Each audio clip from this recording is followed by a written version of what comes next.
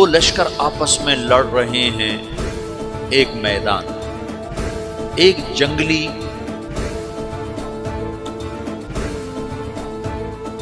بدوؤں کا قافلہ، جنگل کے لوگ اپنے قبیلے کو لے کر، ایک جنگلی قبیلہ اپنے سردار کے ساتھ نقل مکانی کر رہا ہے ایک جگہ سے دوسری جگہ۔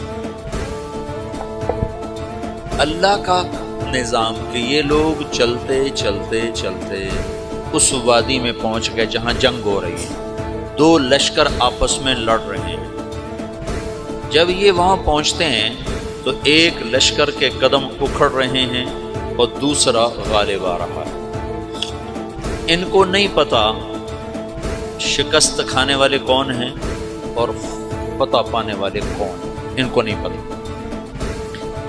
اس جنگلی قبیلے کے سردار کا نام بھی تغرل ہے، تغرل۔ تو یہ سردار کہتا ہے جو شکست کھا رہے ہیں ان کی مدد کرو، کچھ پتہ نہیں کون ہے، کہتا جو شکست کھا رہے ہیں ان کی مدد کرو۔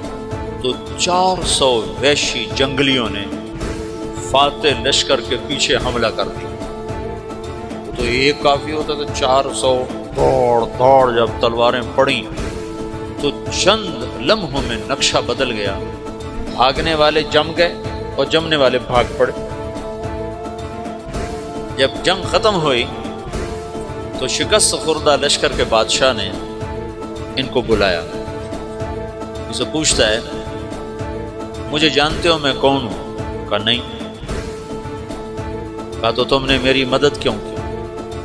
کہا انسانی ہمدردی کی وجہ سے، تمہیں شکست ہو رہی تھی اس لیے تمہاری مدد کی۔ اور اس نے اپنا تعارف کرایا، میں ہوں سلیمان سلجوقی، ترکی کا بادشاہ۔ مسلمانوں کا لشکر تھا اور تاتاریوں سے شکست کھا رہا تھا، تاتاری فتح پا رہے تھے، مسلمان شکست کھا رہے تھے۔ تو وہ اللہ کی غیبی مدد بن کر آئے۔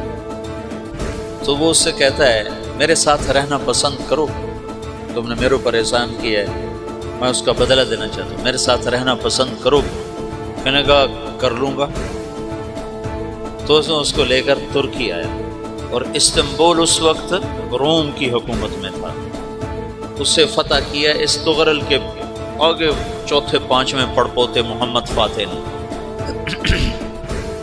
تو یہ استنبول ہے، یہ ترکی ہے، بیچ میں ایک چھوٹا سمندر ہے، یہاں ایک جاگیر ہے۔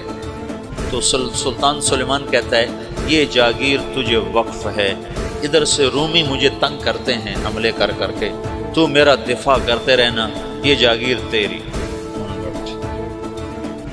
تو اس جاگیر پہ اس نے اپنے قافلے کو آباد کر دیا، اپنے قبیلے کو، اور ایک چھوٹی سی حکومت بنا لی، جو ایک صوبہ سمجھو سلمان سلجوقی کا، وہ ایک چھوٹا سا صوبہ ہے۔ وہاں جب یہ رہ پڑا تو پھر یہ ایک شیخ کے بیعت ہوتا ہے، وہاں شیخ طریقہ ہے، ان کے یہاں یہ بیعت ہونے جاتا ہے۔ وہ اس کو رات اپنے پاس ٹھہراتا ہے، تو ایک کمرے میں ان کو ان کا خادم ٹھہراتا ہے۔ یہ جب کمرے میں جاتا ہے تو سامنے دیوار میں تاکچے پر قرآن پڑا ہوا ہے۔ تو یہ تغرل بیگ کہتا ہے یہ کیا ہے، یہ کیا ہے؟ تو وہ خادم کہتا ہے یہ کتاب اللہ ہے، قرآن ہے۔ وہ اس کو وہاں چھوڑ کے باہر چلا جاتا ہے۔ وہ دیہاتی آدمی، جنگل کا رہنے والا، پہلی دفعہ زندگی میں قرآن دیکھا، وہ کہتا ہے یہ قرآن ہے، اللہ کی کتاب ہے، میں اللہ کی کتاب کے سامنے سو جاؤں، کتنی بے ادبی ہے۔ تو اس نے ایسے قرآن اٹھایا اور سر پہ رکھ لیا اور کھڑا ہو، ساری رات قرآن سر پہ رکھ کے کھڑا رہا۔ رات کے پچھلے پہر اس کو خواب آیا، کھڑے کھڑے اس نے دیکھا کہ اس کی پشت سے ایک چاند نکلا اور شیخ کی بیٹی کے سینے میں جا کے اتر گیا۔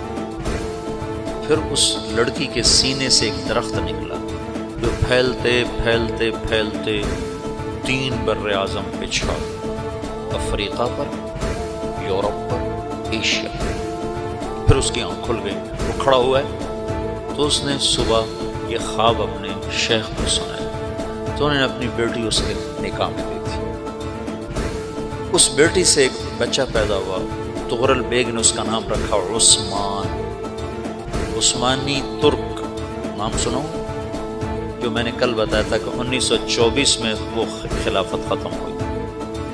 تو ایک بیٹا پیدا ہوا عثمان، عثمان نے پھر ایک نئی اسلامی حکومت کی بنیاد رکھی جو 1924 تک چلتی رہی، کوئی 800 سال یہ حکومت چلی۔ تو حکومت کا شیرازہ بکھرا لیکن پھر جڑ جاتا تھا، پر وہ کرنے اول والا جوڑ کبھی نہ پیدا ہوا، ٹکڑے بن گئے۔ ان ٹکڑوں میں اللہ لوگ پیدا کرتا رہا جو دعوت دیتے رہے۔